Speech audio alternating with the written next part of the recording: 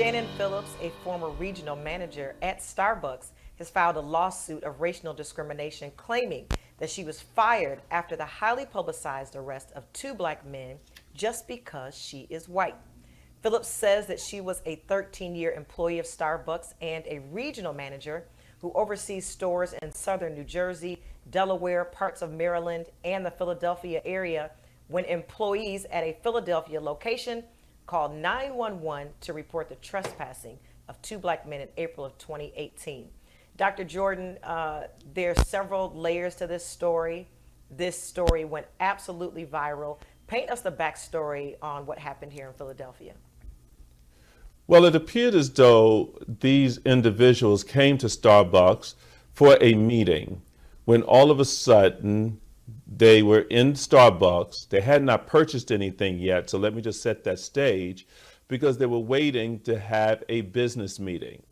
One of these guys is a college graduate, and he's over a fraternity. He represents a fraternity at a university. So these are educated young men. They're in Starbucks waiting to assemble for a meeting, and a 911 call is issued. Cops come in to arrest. Now, Starbucks, since that time, began to take on some areas of sensitivity training, closed for a day, and did training nationwide in the franchise. But now this woman begins to want to sue Starbucks for firing her because she's white. This is where the story starts to open up and widen. Absolutely. It's a unique story here because this story garnered national attention. It went viral, and the focus was on these two African American men.